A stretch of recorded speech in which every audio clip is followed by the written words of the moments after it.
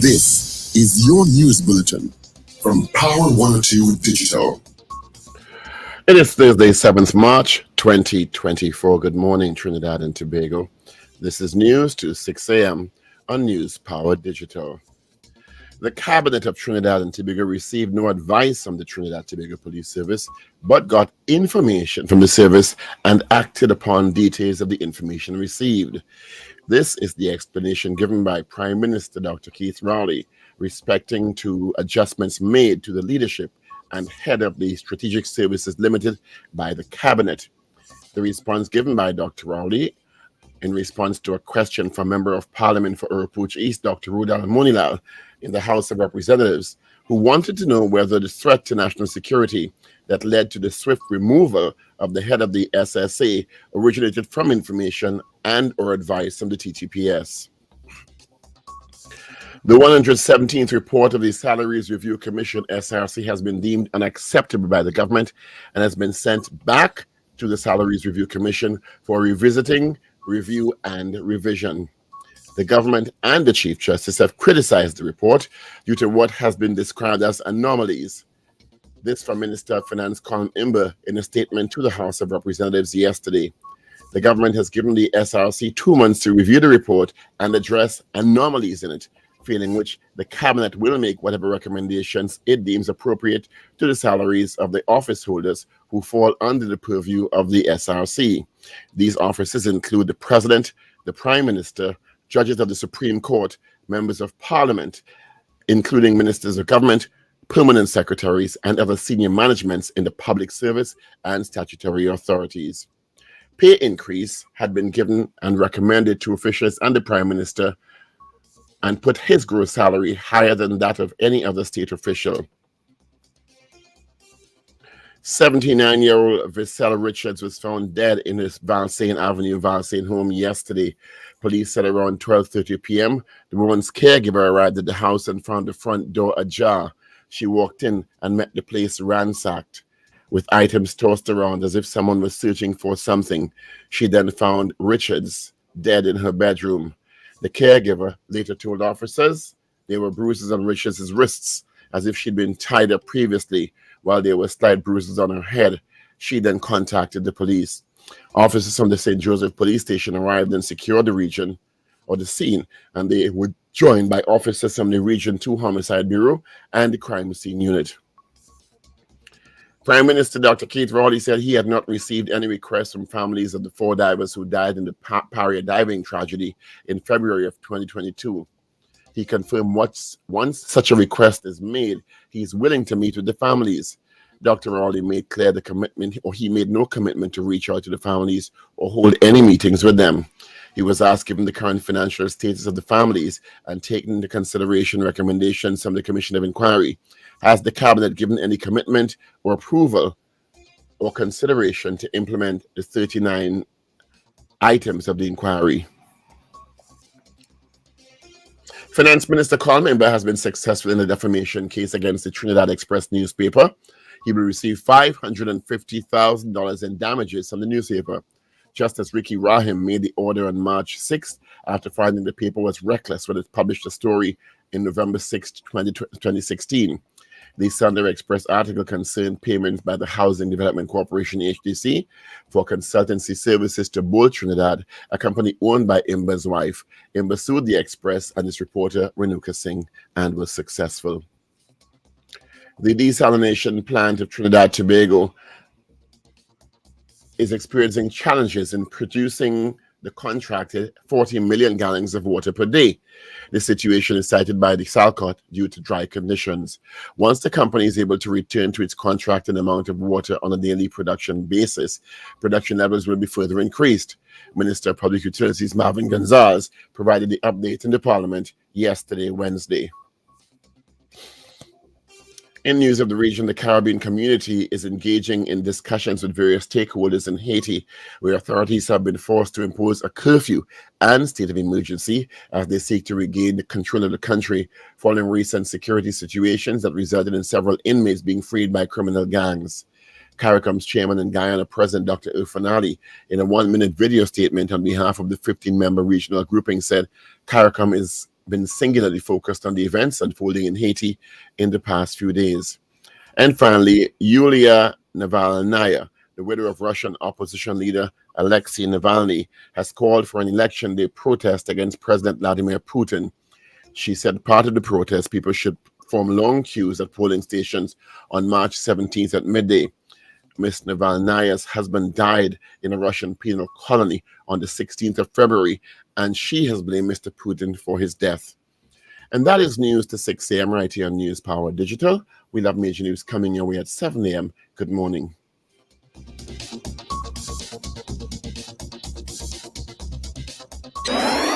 Up to date and credible. Power 102 Digital.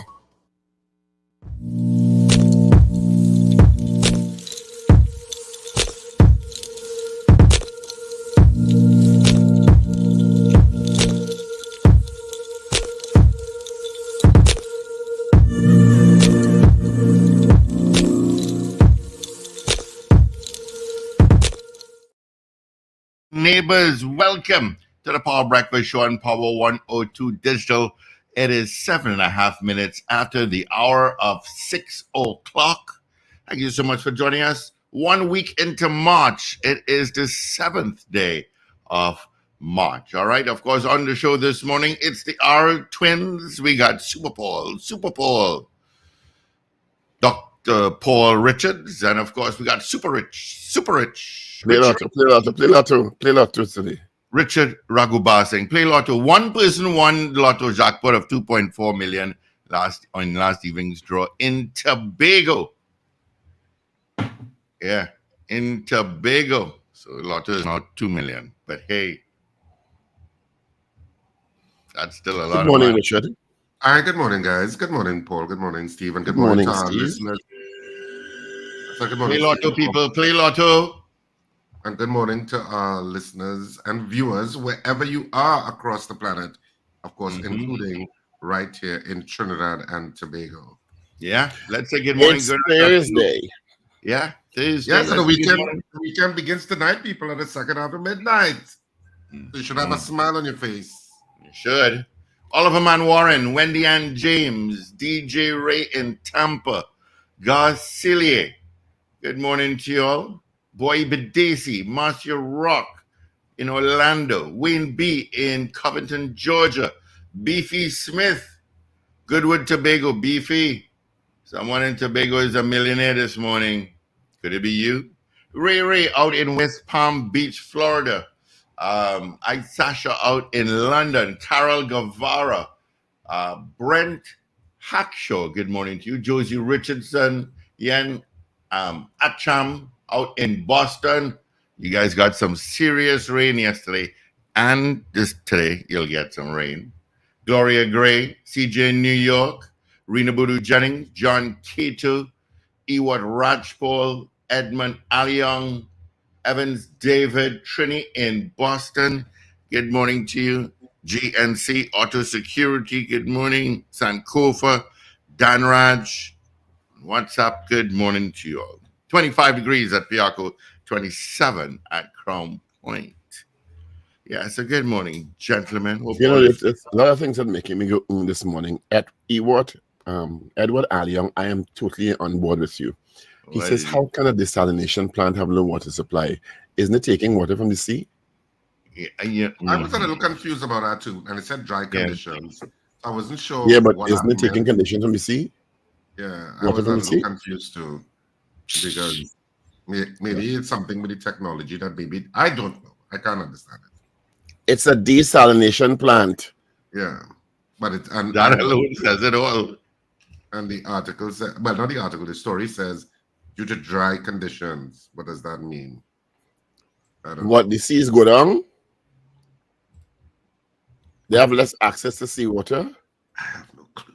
I cannot help you, Paul. I cannot. The other thing that, is I just shook my head when I heard this yesterday. Who is the Salaries Review Commission? The Salary Reviews Commission, besides being a constitutionally appointed committee to give recommendations, is really headed by the CPO. So They know what they're doing? In the CPO's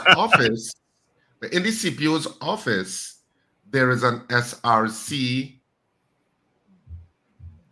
division where some of the workers in the CPO office are attached to the SRC, but it's coming under the same CPO's office. Right. But As do far they as know I what they're know, doing? as well, I know when that SRC report came out, that 117th, I think it is, Yeah. there was a lot of consternation by a lot of people because beyond the obvious anomalies, and there were obvious anomalies where one, people got increases, two, people stayed static, and three, some people were reduced. 16 key positions had their salaries reduced by as much as 15%. Which is crazy. 41 positions ranking within the civil service or legal service had been lowered. Yeah, it's crazy because how can somebody be working at an approved, because everybody who is in that SRC is not working for a magical salary. They're working for salaries that have been approved by the CPO if they're now joining in the RSC, well, by the HRAC, Human Resource Advisory Committee, on which the CPO sits, and of course the Minister of Finance is the head of that committee. And because you would have some positions that are now coming under the SRC, and then you have those who have been on the SRC for a while. But in the previous iteration of the report, whatever salaries people had was previously approved by And the you lower it? HRAC. You recommend to lower it? So how can you recommend to lower it? It makes no sense. No, but no, it gets worse. Chief Justice Ivor Archie expressed the view the cabinet says nonsense. A lot of it is nonsense. They kind, but they say nonsense. And they say there are anomalies that need to be addressed. Okay? So let me quote properly because I say it is nonsense. My contention is nonsense. But the Chief Justice said the report revealed, the 117th report revealed, it is A, opaque in methodology, B, replete with internal inconsistencies, C, devoid of justifications for its recommendations for the higher judiciary and other judicial offices, D, premised on flawed, misleading in some cases, plainly wrong assumptions, E, I ain't done, formulated based on the application of irrelevant, unreliable, and or unexplained considerations, and F, the product of a fundamentally flawed process that fails to adhere to basic principles of natural justice. All of them should go. Yeah. They should be embarrassed beyond compare. Well, they will say it's all. They will always rest back and say, "Well, it's recommendations, and recommendations can be changed." Yes, but your report can't get that kind of trashing by the cabinet and the Chief Justice, and you remain uncased. Yeah, they basically trashed the report as nonsense. And the chief and the Minister of Finance raised a very important issue in his speech on it when he says there has to be internal and external equity, because what you have is in some departments or some divisions, you have internal equity going into disarray. So that if you are reporting to X, if X is your reporting officer, right? And you are V and you're reporting to X, V can't have superior conditions to X. To X. Mm-hmm. So you have to have an internal equity. So there was obviously a lack of appreciation for all of the various departments. What is the new SR? Is a new SRC or something? Or like there's a new iteration? Well, part of it, I think part of it was complicated, Paul, by the issue of the job evaluation that was done. And I think the company that did the job evaluation, because each division that comes under the SRC has its own DNA and reporting relationships. And if you're doing a job evaluation exercise, sometimes what you see on paper in terms of a organization's org structure it's not just about it. You have to understand the vision very clearly and what the workflows are in a very intimate way. And it seems to me that that job evaluation committee misunderstood or did not appreciate the issues at play. In addition to which, how can you, because this is fundamental to law and fundamental to natural justice, what the Chief Justice is saying, how can somebody have an approved package from years gone by, and in a new iteration of the package, you reduce it? That is a no-no on so many levels. Richard, I understand that, but at the end of the day, whatever methodologies are employed, whatever tools they use, including the HR company and all of that, right? Yeah. Whatever they use, when the report is finished, sensible people will sit down and say, okay, we have this report. Our methodology has projected these very, very strange anomalies, right? Which are not going to obviously sit well with the people who may be affected. Agreed?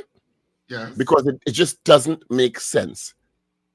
You have to find a way to, in a justifiable, logical way, crunch that information and come up with a reliable, logical, fair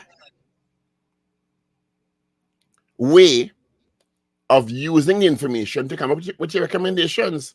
The recommendations must make sense in the end. So you can't put in 3 + 5 + 2 and get 14. Mm-hmm. But you have no argument from me, because it should have. I'm gonna tell you what is dangerous about this, Sir Richard. I'm gonna tell you what is dangerous about it, because you said it earlier. This Salaries Review Commission comes out of the CPU's office, right? Yeah. Let's, for lack of a better term, it's a division or an arm of the CPU's office, right? But it's a constitutional body, but it's cited there. It's an independent constitutional body, but it's reposed in the realm of the CPO, the Chief Personnel Officer. Yes, yes. If you, under the realm of the CPO, could get these high-profile positions so wrong that the cabinet of the country and the Chief Justice, 2 of the 3 top arms in the country, right? Am I wrong? Mm-hmm. Yeah. No, you're right. 2 of the 3 arms of the state, and you could get this so wrong. What else are you getting wrong? What else is your reason getting wrong in Denmark?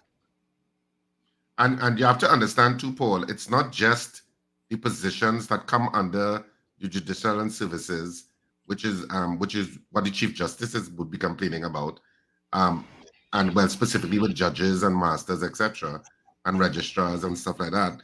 But you also have other positions that would have been affected by those anomalies that the Minister of Finance indicated. And what I don't understand, Paul, is that, coming back to a point, there are previously approved packages for all of these positions. That should be your starting base. You have to start and from that, you see, based on the job evaluations, which will give you a sense of what the roles and responsibilities are in the context of the organization. Yes. And in the context of the organization's position in the general structure of the public service. Am I crazy? Mm-mm. To me, it's like logic and common sense. So your whatever tools you use and methodologies you use cannot end up putting the Prime Minister's salary higher than the President's salary. You understand? Unless you make a significant shift in philosophy and justify it. Yeah. You understand? You can, but the justification has to be reasonable. Yes. Come on. And they're embarrassed. Well, I mean, I assume they'll be having meetings today concerning it, because it has gotten such public traction, and it's certainly on the front page. That when the report finished, when we sit down on the table and we do whatever we did, don't we have the presence of mind to say that these anomalies are going to cause some ruction. It is what we came up with based on our methodology. Shouldn't we at least put in the report explanation for these significant anomalies so that the reader or the recipient of, which is the cabinet, will get a sense of why these anomalies have occurred? Well, Paul, you can have anomalies in terms of various increases in salaries, in percentile increases in salaries of various positions that may not make sense. But you cannot, the fundamental problem with that SRC report are the positions that remain static or that were reduced.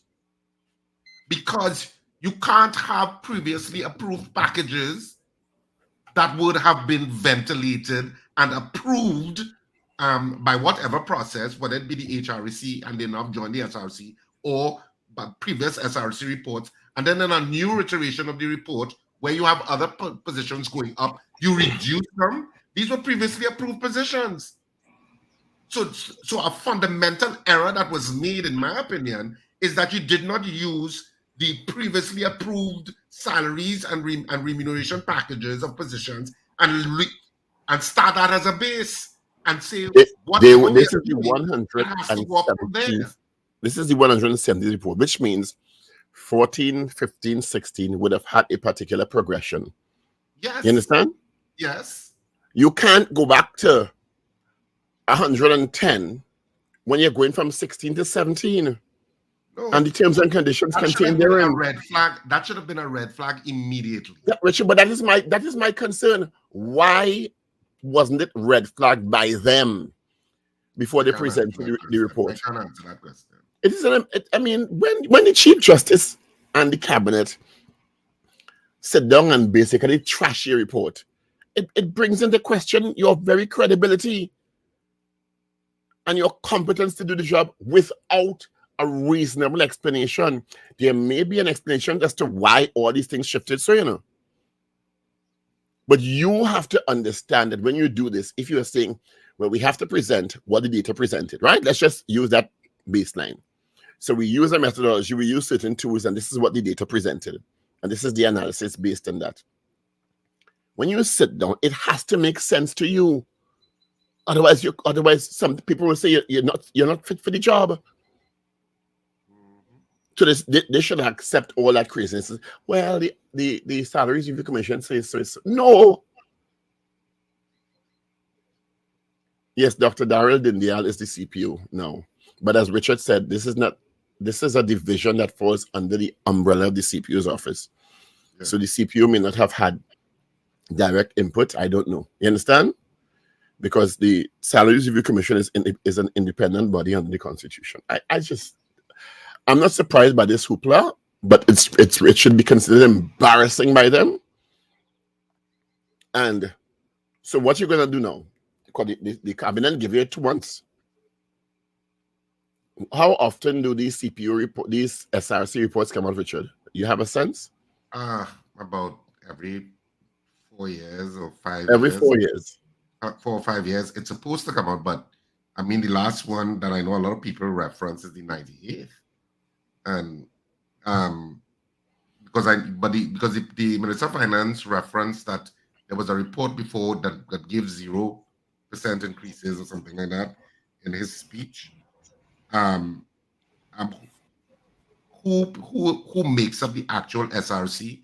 I think, Paul, I may be subject to correction, but I think the CPO himself also sits on that SRC board. Well, I would imagine that, given his position, he sits on it. Yeah, but it's a division. But it's a division that comes under the office that deals with SRC matters.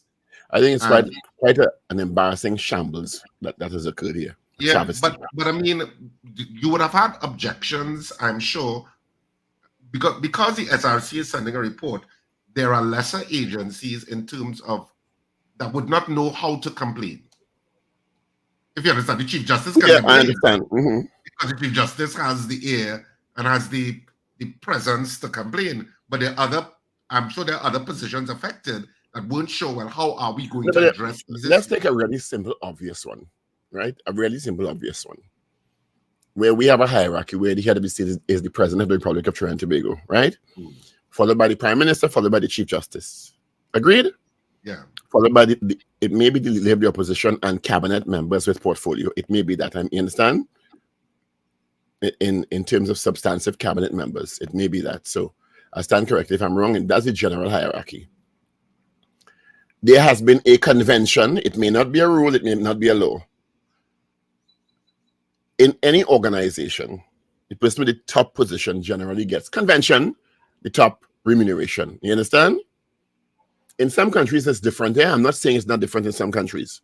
In some countries, it may be different. But I'm talking about what has occurred as convention in Trinidad and Tobago. If there's going to be a fundamental shift in that,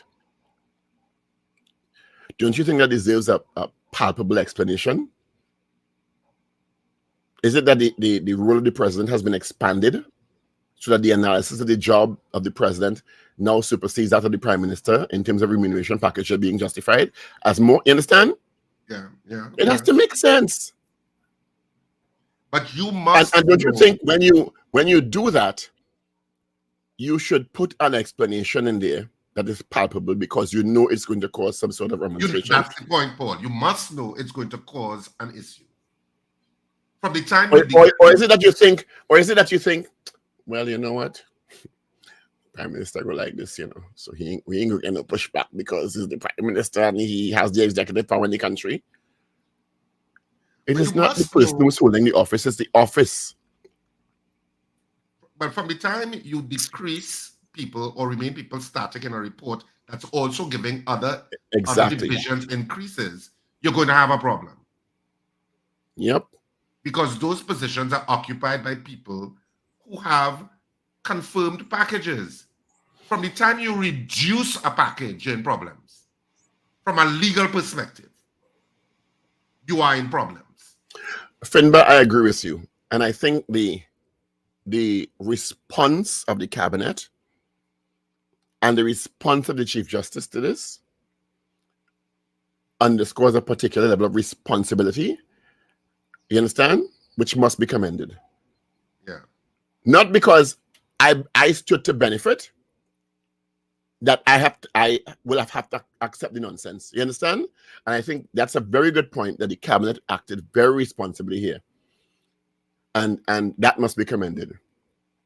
But it brings into question a fundamental query about process and justifiable reasons. And if they don't supply that, they're going to have a credibility issue on them, hanging over them. Because I'm sure this may not be the same iteration of the Salaries Review Commission from 4 years ago, because people change, people come in, people go out. They may not have used the same agencies and or companies to do analyses, but it has to make sense, because you are putting your signature on it, or you have put your signature on it. And I just think it's an extremely embarrassing situation. The Chief Justice response to this is almost like a court judgment, which, you understand? It's like a court judgment. Opaque in methodology, replete with internal inconsistencies, devoid of justifications, premised on flawed, misleading, in some cases, wrong assumptions, formulated based on irrelevant, unreliable, and unexplained considerations. In other words, all you do all you want to it. Where's your rationale for this? The head of the judiciary is telling you all this. How you all need to respond to this, because this is embarrassing, and it brings into question all your credibility.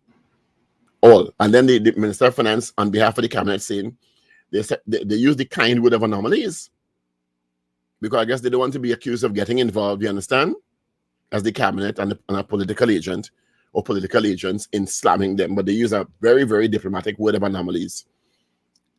In other words, a lot of what are you doing make no sense. Jeez. Really? Wow. Good job, SRC. They have 2 months. Salary review of a chairman and 4 members. It's appointed. The committee is appointed by the president after consultation with the opposition and the prime minister.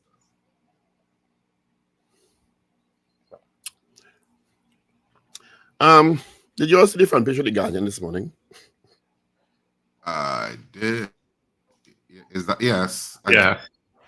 It's me or Gary. Oh my God. I don't know. I don't want to say what I want to say. For those who may not have seen the front page of the Trinidad Guardian this morning, there's a picture of Gary Griffith in a seat with Mrs. Kamala Prasad-Bissessar from, I guess, one of the UNC's meetings. I don't know if it's the crime talks or the local government. I think I remember it as the local government campaign. Juxtaposed next to a picture of Philip Edward Alexander. And Philip Edward Alexander Behave. Super Paul, behave. Oh, Lord. Oh, God. Is giving Mrs. Prasad-Bissessar an ultimatum. You know, like, I'm trying to be diplomatically correct here. Let's use an analogy of a relationship. Right? And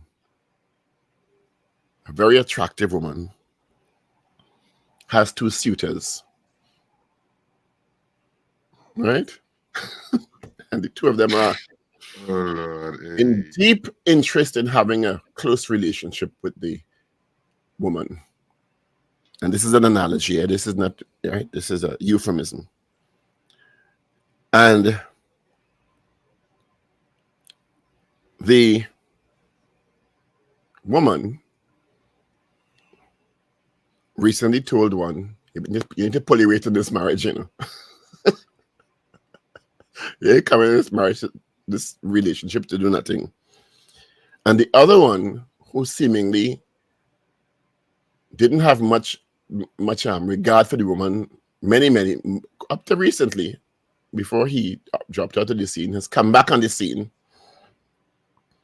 and is giving the woman an ultimatum. After, to my knowledge, never having any sort of relationship with the woman. And telling the woman, it's me or Gary. Choose. He said he's out of coalition if Gary's involved. He's in a coalition. Coalition talks. He's in a coalition. He suspends talks until the UNC makes a decision. So the UNC is talking to Philip Alexander. And Mrs. Prasad-Bissessar did say the other night in the crime talks that the call to other parties to join has received good response. So maybe PP and Mr. Alexander is one of the people that the UNC is talking to. But I wish we could have played that Sparrow song, Philip, my dear. You know, I thought of that. It's a man in your bedroom. I thought of that. Philip. Take it if you want, Paul. Go ahead. Philip. Knocking Mike. Philip. Or Gary. That's way down. Philip. I don't know how to tell you this. But maybe it's just me. Maybe I'm wrong. But I don't think you're in any position to give anybody any ultimatum. We don't even know if you're heading the party that you say you're bringing to the table. You went out, you come back in, you wanted 350,000 signatures. We don't know if you get it. You all know that maybe we should be doing maybe we should have to enter political life in the country. Maybe we should have, I don't know if you all think, what you all think about this audience. Maybe you all should have, or we should have in the country, some sort of psychological testing to establish mental stability. Maybe we should have that for everybody, including myself. Oh, good. You want to go? Well, you talk about a salary reviews commission report taking long. Well, the medical and psychological reports from those members. It's only 41 and I'm at 36 or 36 they have to do. No, some people will take a very long to assess. Trust me. No, man. No, if you take it long to assess, we have a problem already. If you can't be assessed or everybody being assessed, it means we're identifying a problem. Oh God! I think all parliamentarians or all persons wishing to sign up to the Elections and Boundaries Commission, or anybody who is seeking entrance to the Red House in whatever way, form, or fashion, should undergo psychological testing. I really believe that. In the interest of the people of Trinidad and Tobago. I would subject myself to make sure that I'm stable and consistent. Anyway, so we will see. Mrs. Pasabi says, I'm going to say, go home and say, Greg boy, if you know what happened today. I get a call from Philip and he said, it's either him or Gary.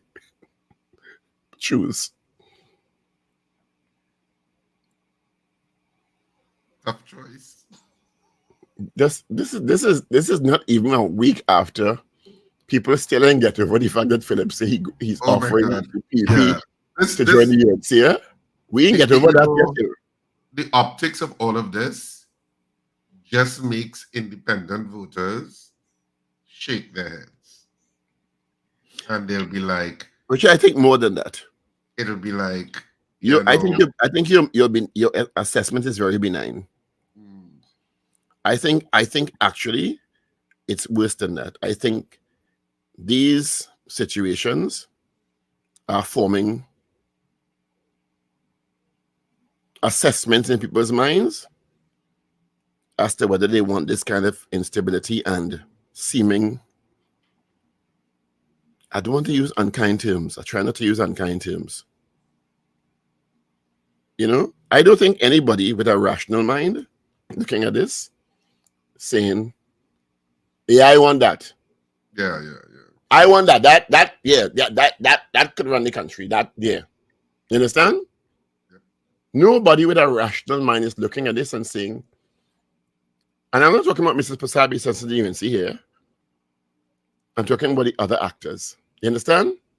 Because Mrs. Pasabi says and the UNC, like Dr. Raleigh, they pay them have the core. These are new people trying to gain the confidence and respect of the electorate. And I don't think the reasonable people in the society looking at that and saying, I'm going to put down that name as an option. Yeah. It almost seems as if, how do I put this? Richard, it sounds desperate. But whatever your brand is, and it sounds desperate. Yeah, you need to revisit what your brand is. You've abandoned everything you've said in the last 2 years. Yeah. Everything you said you stood for. Everything. You've abandoned all of that. And people must say, okay, it's the same person who I thought was an option 2 years ago. No. Let me tell you. Look at your brand and decide whether your brand needs revisiting in how it's seen in 2025. Terrence, where you got it from, boy? Terrence is suggesting that Philip and Gary have 147,000 voters.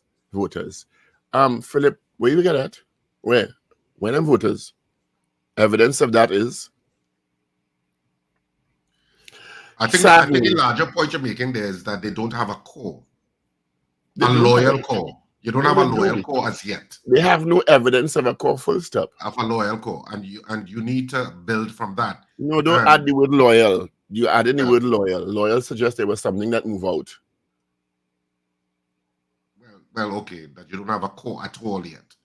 Yeah. But I haven't seen evidence of it. Yeah, but we haven't seen evidence of it yet. And not only that, your brand has to have a particular consistency. Not only consistency, but a particular level of moderation in attracting those people from that third constituency who tended to be from past. I figured it out. Richard, I have figured it out. I have figured out what is happening here. I have figured out the strategy involved here. It is a deeper strategy that we're not seeing. And the strategy is, it just came to me in a bolt of lightning. Super Bowl. The strategy is now clear to me. What is the strategy? It is now a furor, right? And Gary and Philip have fought for years. They've clearly displayed they don't like each other. And now that the ultimatums have been given, the gauntlets have been thrown down, Mrs. Prasad Bissessa is going to be the peacemaker and bring them together and show that she can unite any conflicting forces. That's more incredulous than the SRC report. But the SRC report exists now. That is what is going to happen here. That is what is going to happen. And you will see Mrs. Prasad Bissessa on a platform with Philip Alexander on one side and Gary Griffith on one side, and she holding their hands up together and bringing them together and saying, this is what true unity looks like. We can put aside our differences in the interest of the people of Trinidad and Tobago. This is what is the long-term strategy here. I could write for you too, you know. If you have a play and you meant to write for, I could write, you know. I could write a lot of fiction. Before we go into the paper's front page headlines, I just have to share some really sad stuff. Finance Minister called me, we're going to get $550,000 from the Express. That is in addition to the money Philip Alexander maybe has paid him already, or maybe still has to pay him for defamation. Right. Right? So that is $1 million. That's almost $1 million already. Yeah? You know what he's doing? Do it again.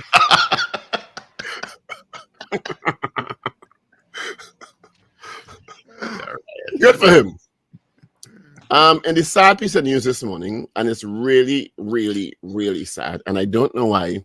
And this is the second one in a month, I think, which is really tragic. 79-year-old Viscella Richards found dead at her home in Valsayn. Mm-hmm. Seemingly her wrists were bound. She had some lacerations on her head. And the police said that, you know, it seems that the people were looking for something, the assailants. And she was eventually killed. And a neighbor or a caregiver walked in and saw the house ransacked, items tossed around, as if someone was looking for something. Isn't there somebody looking at the teeth and they're looking for something? You understand? There were bruises on her wrist, bruises on her head. But she died, 79. She was said to be a great stage actor in the UK. Sorry. So she lived abroad, as though she moved back home. This is much like the woman who came for Carnival. In Arima. Another elderly woman. Mm-hmm. And she was murdered in her home. Mm-hmm.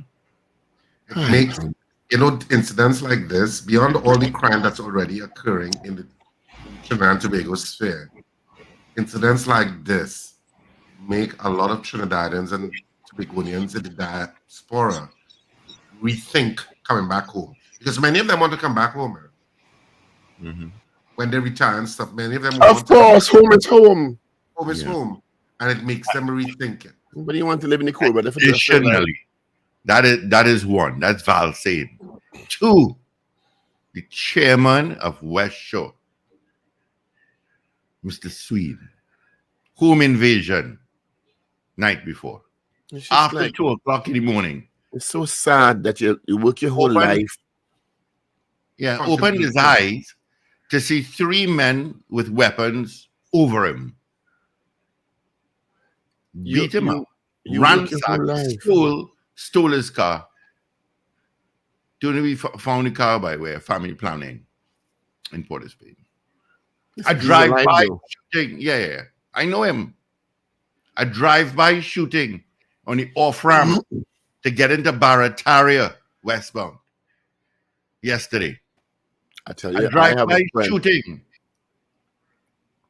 on the Churchill Roosevelt Highway by Valsayn, my Cipriani. One person deceased. I have a friend who That happened last has night. incurred significant cost because she shipped her 2 daughters out. Yeah. She does not want them to live here. She said, I have invested 25 years in these 2 children, now young women, and I cannot bear. None of people can die outside. They can't. Somebody going to jump out themselves. You understand? Anybody could die anywhere in the world.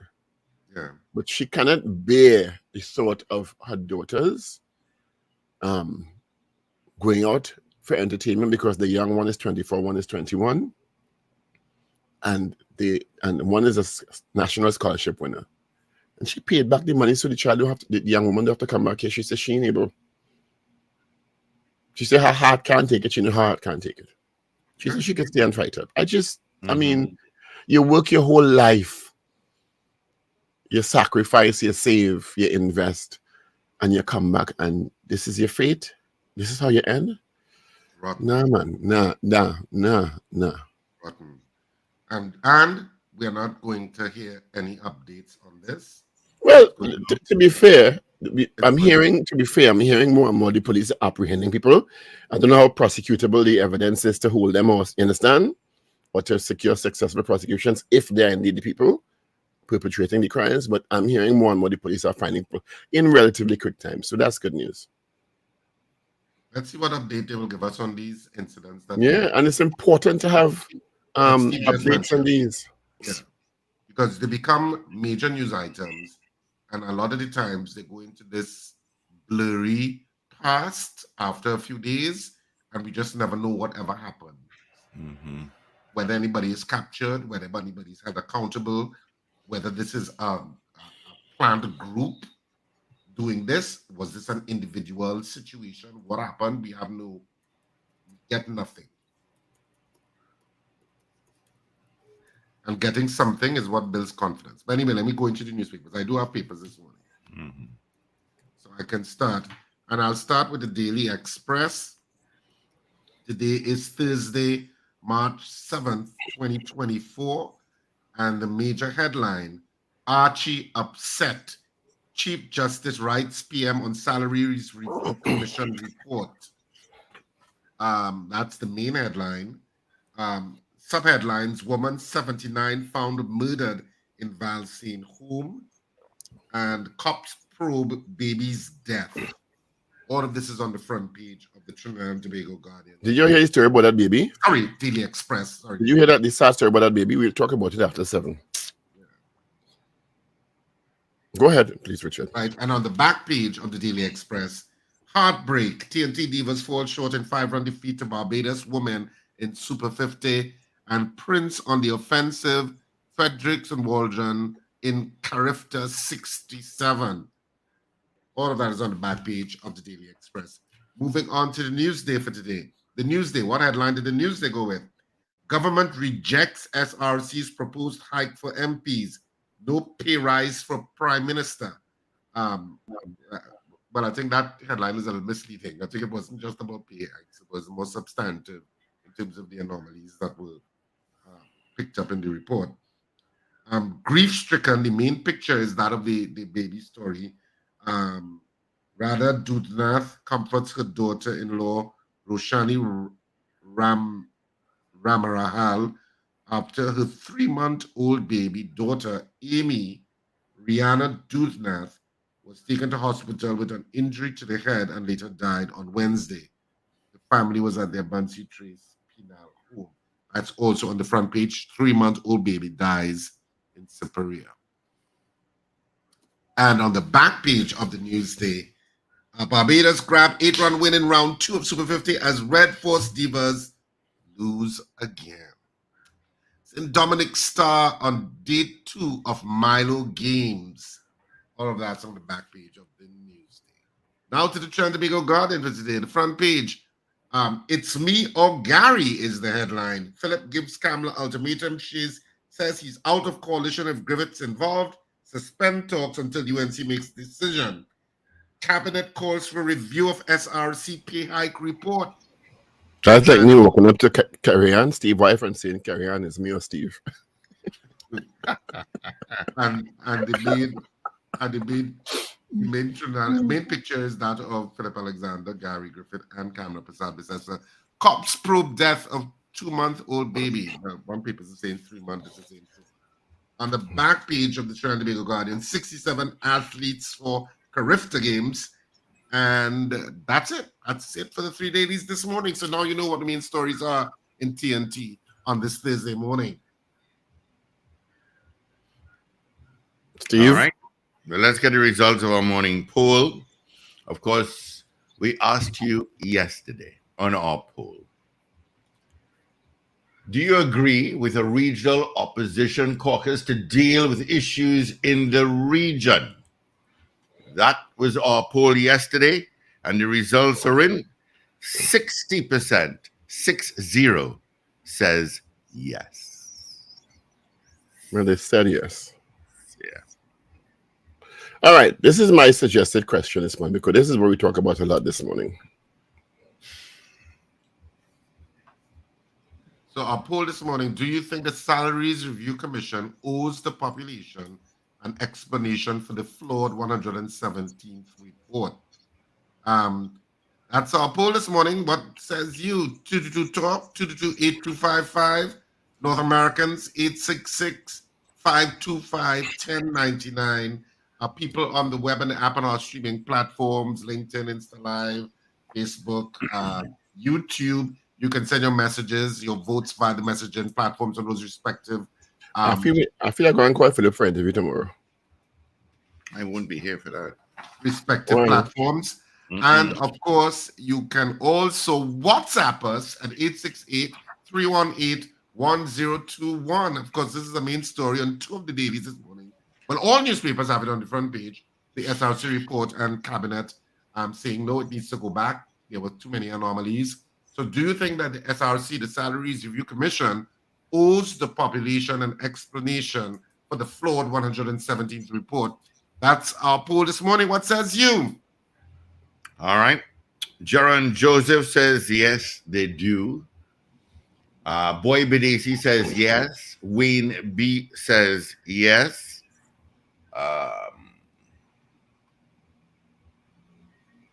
Yeah.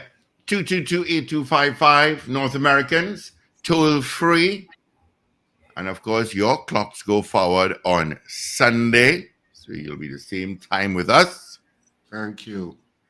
Amen to that. Good morning, caller. Grandy, yes. All right, Grandy. Thank you. That's a yes.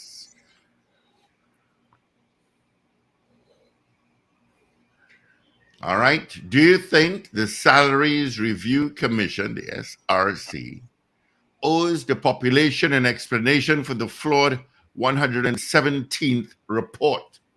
Some votes coming in. It is clearly flawed. Yeah. John Cato, yes to the poll. Julia S. Batiste, yes. Good morning, Julia. Yeah. And Nemesis says the SRC should be replaced. Okay. Ian R. Joseph. Okay, we just want yes or no's right now. Please. All right. Trini Jam. What is Trini Jam saying? Hell yes. Hope I did some justice to your voice. Yeah. All right. Ian R. Joseph says no.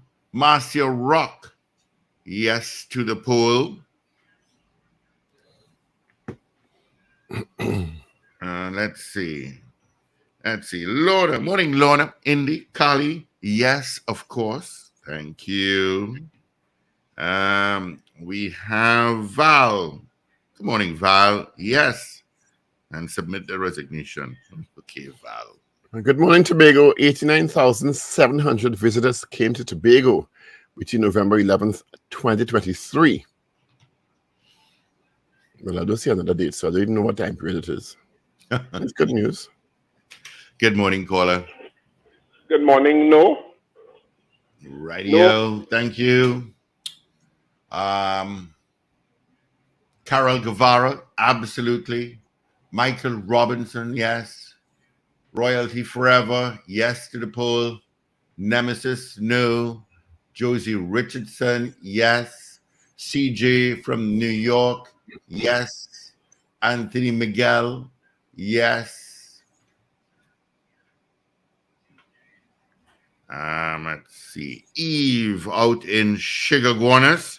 They had a few accidents, actually 2 accidents at the Chicagowanus flyover early this morning around after 5. Hope it's cleared up now.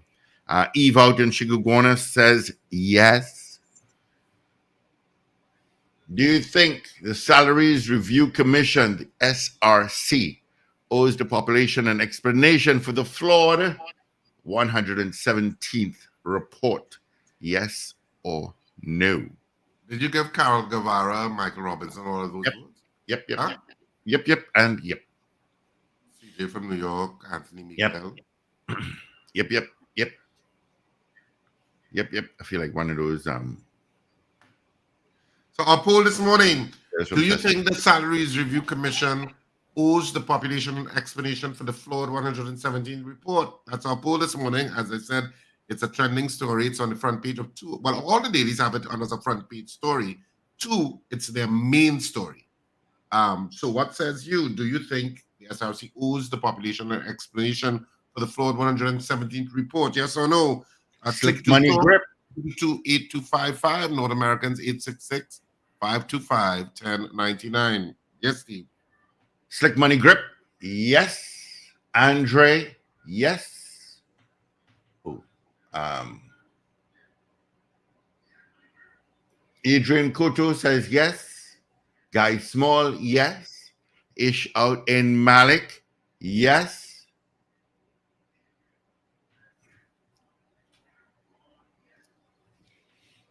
All right. Let's see. Anything on WhatsApp? No. All right. Get your votes in. You have 2 minutes. Was that something from WhatsApp you said? No. Got a call. Good morning to you. Good morning, gentlemen. What made the report flawed? I said no, it's just recommendations. I think it's because the judges didn't get, some judges get a cut and some didn't get an increase. That is what made it flawed. So There are many anomalies. There are other anomalies besides the judges, sir. The Minister of Finance / the Cabinet and the Chief Justice pointed out what they describe as flaws. So they sent it back. They wouldn't send it back if they didn't think it was flawed. But I know about the Chief Justice wasn't getting a raise and some judges were cut. No, he referenced even the Minister of Finance, even in his speech about it, said there were other anomalies. But what, give me an example of one other, please. I didn't hear. What are the other anomalies? There were other anomalies where positions were decreased by certain percentiles and where some position had dramatic increases that it didn't understand. The Prime Minister's salary higher than the President is an anomaly also. So. Okay then. But I still think there was a recommendation, not instruction. So those are the recommendations. I don't see why they have to account for that. They made recommendations. Thank so you. That's just me, yeah? Okay, Yeah, then, thank bye. you.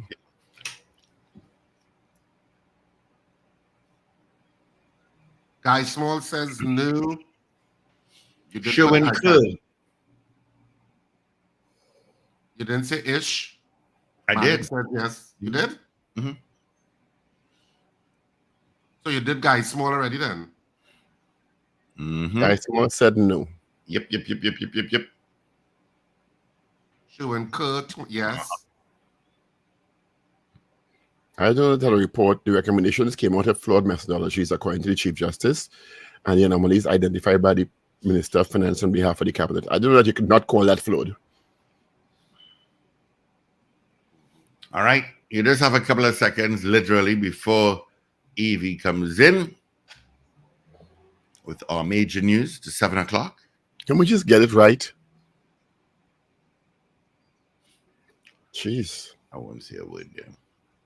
From the time you decrease people's previously approved packages, you are running contra to natural justice. So this month I'm making 20,000. Next month I'm making 17,000. No problem. Yeah, that makes no sense. No problem. It's all right. That's cool. It's your recommendation, so I understand. Because the people didn't come up, the people who had previously approved packages didn't come up, it came from approved positions. at a particular salary and remuneration level. Exactly. So that to me is the biggest red flag. When you see judges quote natural justice, you're in trouble, eh? Yes. Richard, we're going to reach a picture this morning. He's beaming to another country.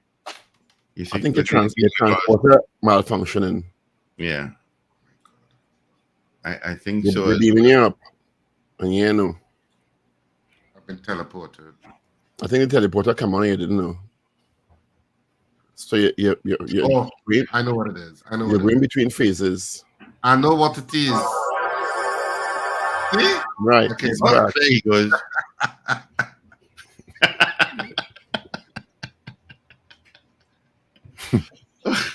All right, let's get into our major news. Morning, Evie. Good morning. Did the child eat the candy? She did. Okay, very good. And she said, thank you so much. She enjoyed it tremendously. Avril a half a sweetie.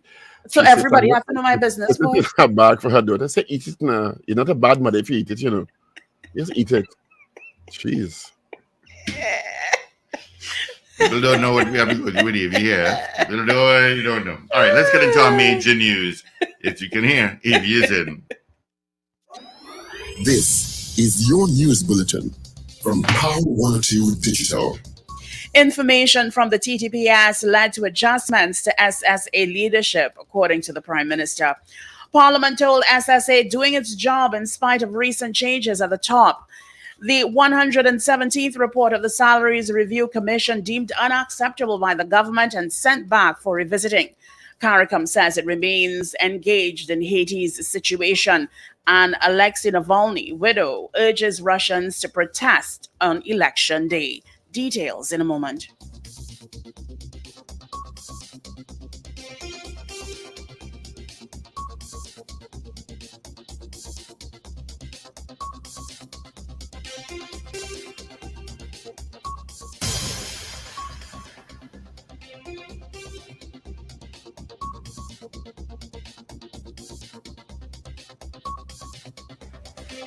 This is news to 7 o'clock on Power 102 Digital. I'm Avril Sintil-Bab. Good morning. The Cabinet received no advice from the Trinidad and Tobago Police Service, but got information from the service and acted upon details received. This is the explanation that was given by Prime Minister Dr. Keith Rowley with respect to adjustments made in the leadership of the head of the Strategic Services Agency by the Cabinet. The response was given by Dr. Rowley in the context of a question from Member of Parliament for Oropouche East, Dr. Rudal Munilal, who wanted to know whether the threat to national security that led to the swift removal of the head of the SSA by the Cabinet originated from information or advice from the TTPS. Dr. Rowley said the process will be allowed to take its course. He said no when asked to indicate whether any of the critical surveillance and intelligence gathering work of the SSA have been suspended by the recent removal of the head of the agency. Prime Minister, in light of his answer, indicate whether this information came from the Commissioner of Police? Prime Minister. Madam Speaker, I am not prepared to engage in any debate on this matter. As a responsible Prime Minister of a responsible government, these matters will take their course and eventually end up where they are supposed to. I'm not prepared to discuss confidential police work with you or anybody. That's called tipping off. Will the Prime Minister indicate whether any of the critical surveillance and intelligence gathering work of the Strategic Services Agency have been suspended by the recent removal of the head of the Strategic Services Agency? Prime Minister. No. The Prime Minister says he has not received any request from families of the 4 divers who died in the Paria tragedy in February 2022. However, he confirmed once such a request is made, he is willing to meet with the families. Dr. Keith Rowley made it clear he made no commitment to reach out to the families to hold any meeting with them. The Prime Minister was asked, given the current financial status of the families and taking into consideration recommendations from the Commission of Inquiry, has the Cabinet given any commitment, approval, or consideration to implement 39 of the inquiry, or number 39 of the inquiry. MP for Couva South, Dr. Ragoobarsingh, raised the issue during a supplemental question in Parliament on Wednesday. He was also asked whether the Board of Paria should be removed, to which Dr. Rowley was careful in his response. I made no commitment to reach out to any family to hold any meeting. I did indicate when I was told that members of the family or a member of the family wanted to meet with me and whether I would meet. And I indicated that if such a request came, I would meet with. I have received no such request. Member for Couva South. As Prime Minister of Trinidad and Tobago, facing this legal conundrum and liabilities wherever they may lie, I will take very good care to ensure that I do not involve the office of the Prime Minister in any legal exposure for the taxpayer. This country's government has sent out a number of diplomatic notes to several countries with respect to tracing the missing tug and identifying the owners of the Gulf Stream barge involved in the oil spill off the coast of Tobago on February 7th. Prime Minister Dr. Rowley said while the government has acquired some documents and information relating to the vessel, confirmation of ownership is still outstanding. He was at the time speaking during the question and answer period in Parliament on Wednesday. Dr. Rowley said the facts must be acquired before any legal action is pursued in this development. What does the document say? Madam Speaker, I do not have the documents in front of me. But these are documents pertaining to the issue of who owns the vessels, at what time, where the vessels might have been, and what they might have been doing. The government cannot act upon hearsay and how you feel. We have to act on evidence that is justiciable in a court of law. The 117th report of the Salaries Review Commission has been deemed unacceptable by the government, and it has been sent back to the Salaries Review Commission for review and revision and revisiting. The government and the Chief Justice have criticized the report due to what has been described as anomalies. This from Finance Minister Colm Imbert, who said in a statement to the House of Representatives yesterday, the government has given the SRC 2 months to review the report and address the anomalies in it, failing which the Cabinet will make whatever recommendations it deems appropriate to the salaries to those office holders who fall under the purview of the SRC. These offices include the President, Prime Minister, judges of the Supreme Court, members of Parliament, including ministers of government, permanent secretaries, and other senior managers in the public service and statutory authorities. Pay increases had been given to some officials, and the Prime Minister received an increase that put his gross salary higher than any other official of the state. Imbert said for 16 key positions, their salaries have been reduced by as much as 15%, while for a further 41 positions, their ranking within the civil service or legal service had been lowered. This latter group included the Director of Budgets, the Cabinet Secretary, the Chief Education Officer, the Comptroller of Customs and Excise, and the Chief Immigration Officer, among others.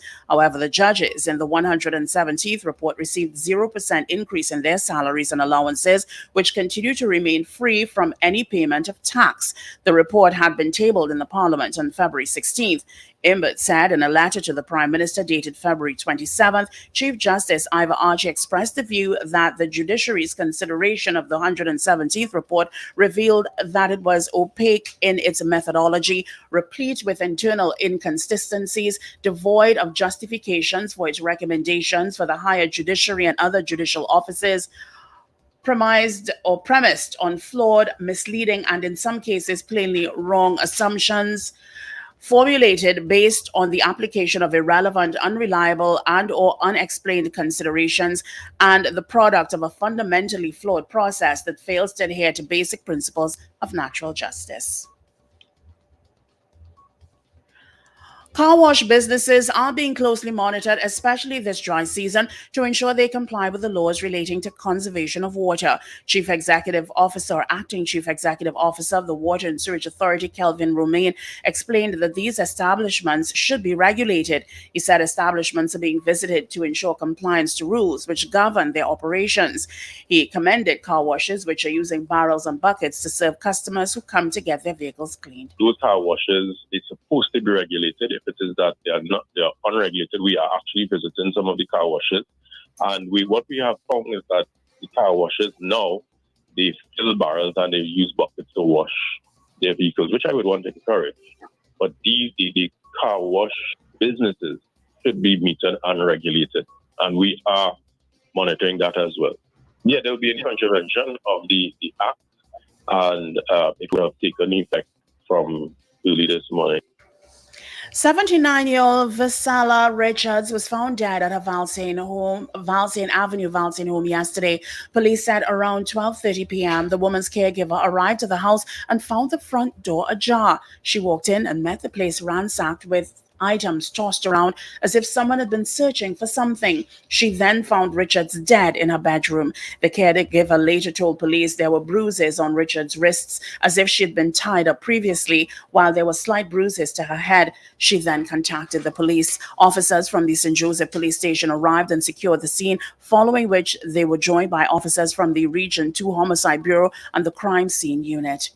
You are listening to news on Power 102 Digital to 7 o'clock.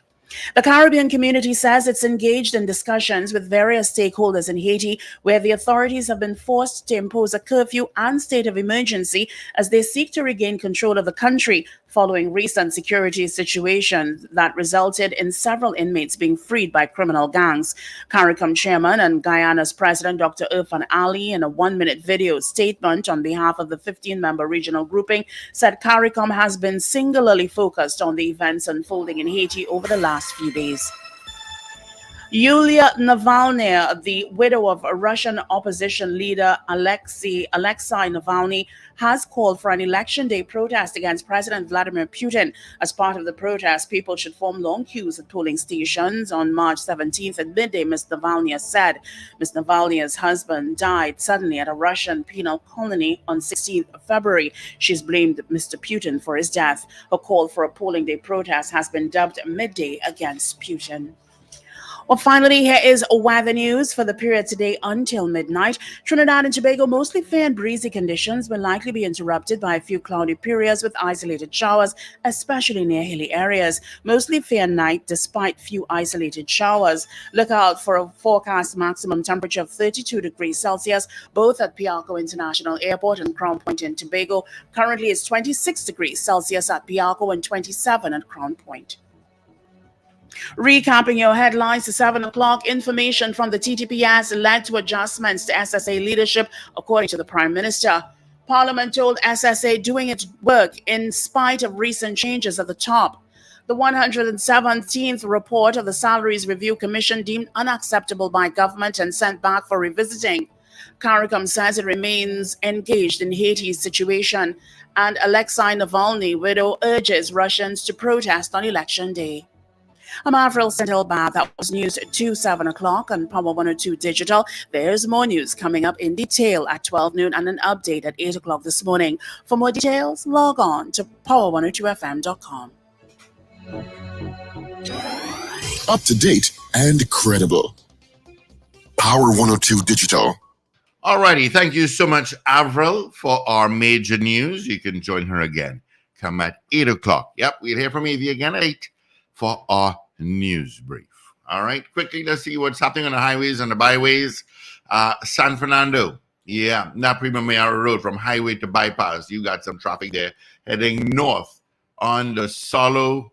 Not too bad. Rivulet Road got some volume. You're going to pick up some traffic from Chase Village as you head to Sugargournes. There were a couple of accidents around that area, that Sugargournes area this morning. A car was on its side as well, right by the flyover.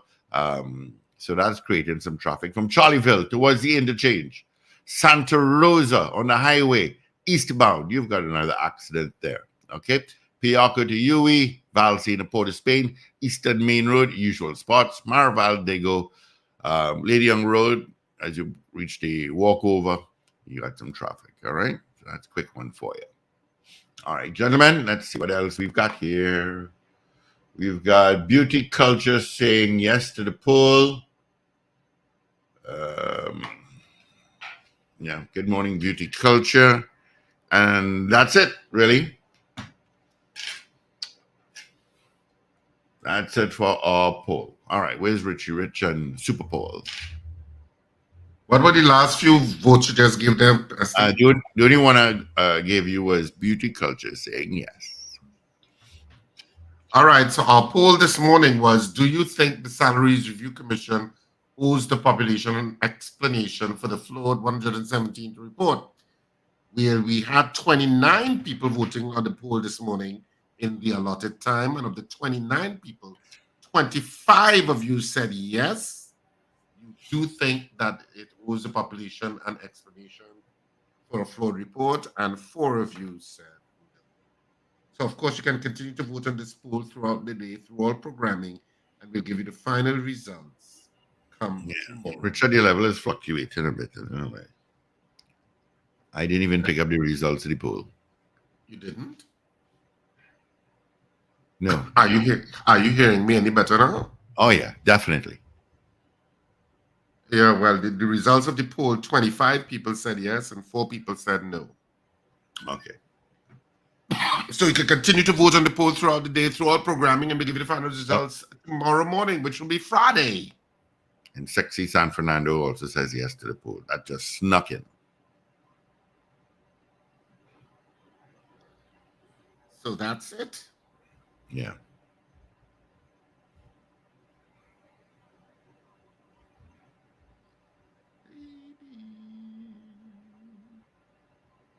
Yeah.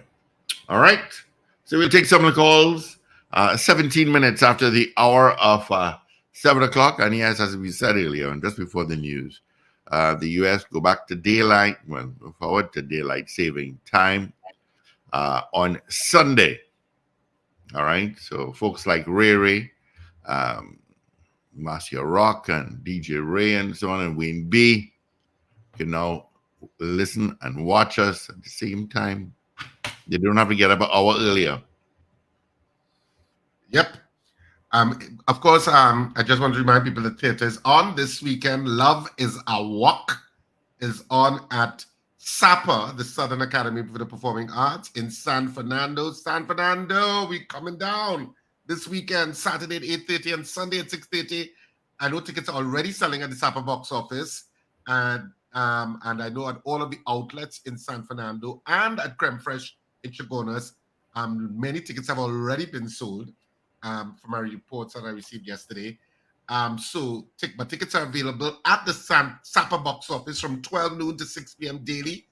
And of course, at the outlets at K Squared Fashions at C3 Center and Gulf City, Friends of Marabella by the Roundabout, and of course, Creme Fraiche in Brentwood Mall in Chagonas. Those are the 4 main outlets, besides the box office at SAPA, where you can get tickets for Love is a Walk, which some people in our comment section are saying is the funniest play they have ever seen. They say that's what some people are actually saying. Of all the plays they've come to that were funny, this one is the funniest of them all. And of course, some people are saying a lot of it is also true in terms of relationships and why love is a walk. Of course, in honor of International Women's Day, which is on tomorrow, we are celebrating the woman behind Love is a Walk, which is one of the RSRR newsletters that would have launched today, featuring the 4 actresses and directors who powerhouse Love is a Walk. Because you have Natasha Lake, Leslie Ann Levine, Sumari Tanka, and Carla Newall as the 4 actresses in the play. And of course, it's directed by Deborah Buku-Mason. So we're celebrating the woman of the play in front and behind. And of course, there are women behind the scene too. Like you have Lisa Bain, who's the production manager. You have Lanisha, who's backstage. So you have a lot of women involved beyond what you see on stage. So we're celebrating the woman on International Women's Day, which is, of course, tomorrow. But the play is on this weekend at SAPA. You should not miss it. You can just go in the comment section on RSR Productions theater page on some of the different posts, and you'll see the comments of the droves of people who came to Queen's Hall last weekend and what they had to say.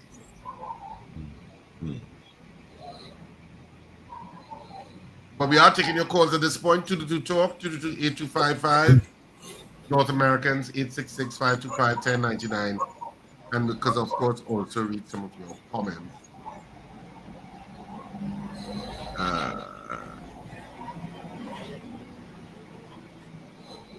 Yeah. All right.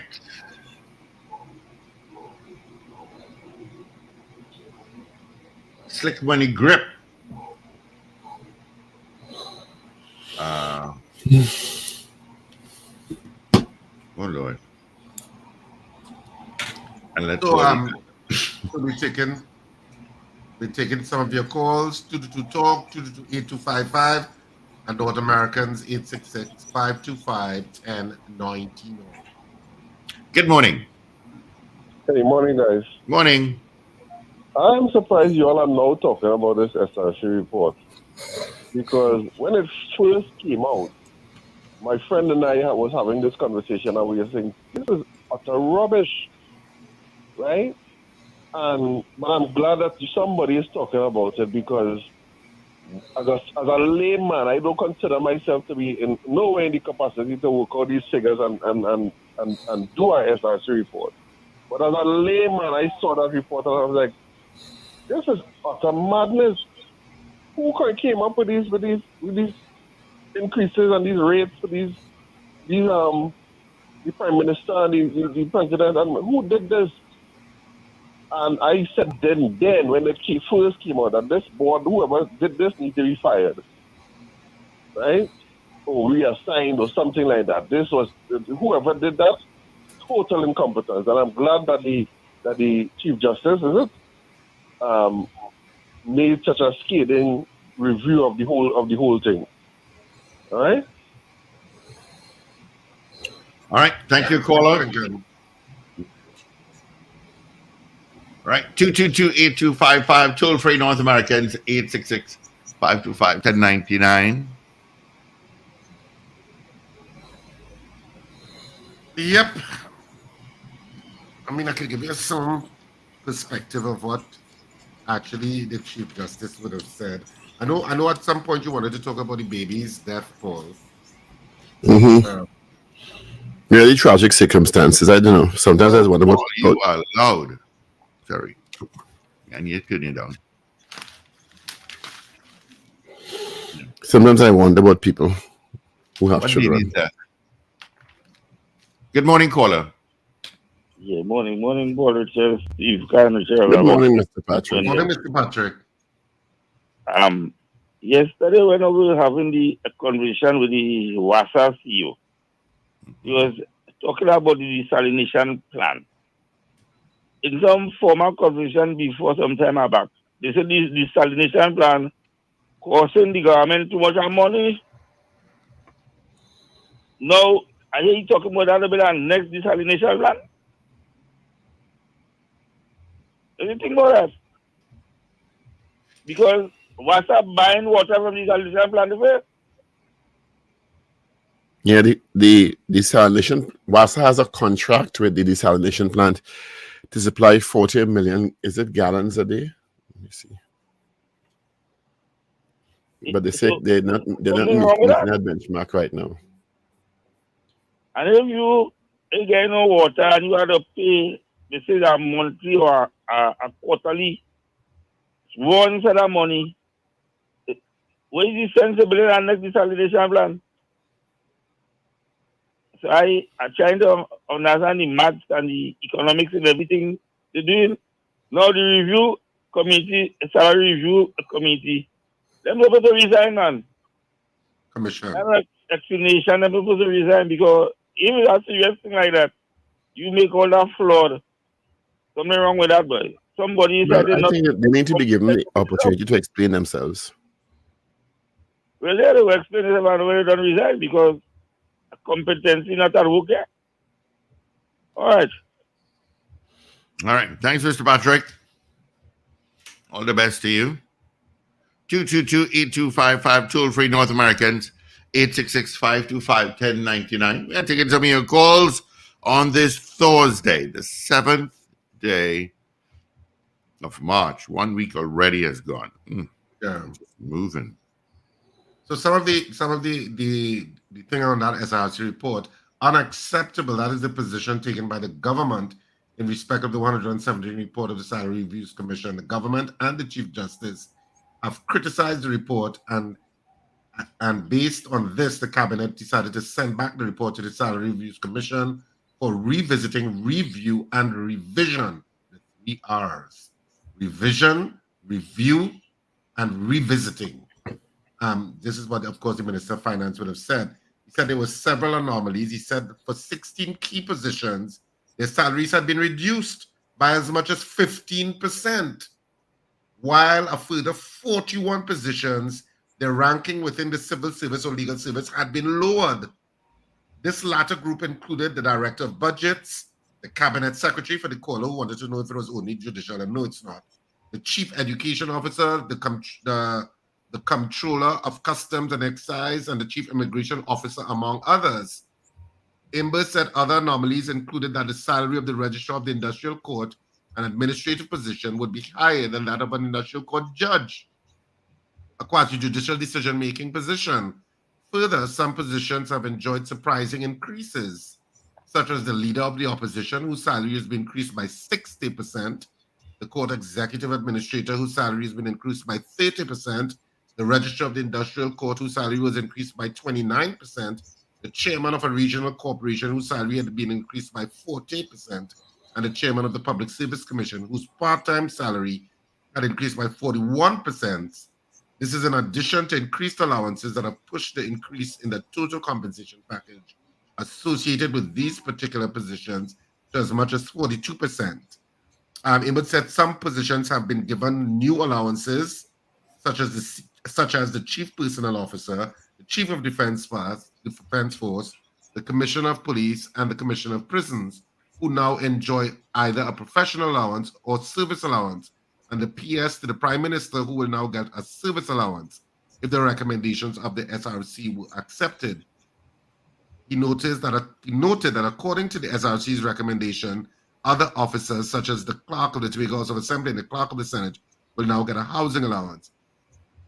Ember said the SRC report abolishes duty allowances and incorporates it into salary, which could adversely affect the approach to duty or on-call hours associated with several senior and important positions, which were presumed to be 24/7 in the past, because some senior positions are really 24/7. Sometimes things happen and you get called at whatever hour to help resolve situations. For example, at Legal Aid, we have a 24-hour line. And sometimes the people who man those lines need advice with regard to a particular call or somebody who's been detained, and so you're on call in a sense. Might not happen often, but it can happen. So so you have all of these issues. And this is just a sense of it. I'm giving you a sense that it's not just legal positions. There were anomalies. And I make it again my point, but from the time you reduce people's packages, you're in for problems. That's a legal issue, and that's going to go to court. Yeah, we do have a call. Good morning. Good morning, Steve. Morning. Richard and Paul. Good morning. Trinidad here. Good morning. Yes, this is Trinidad here, guys.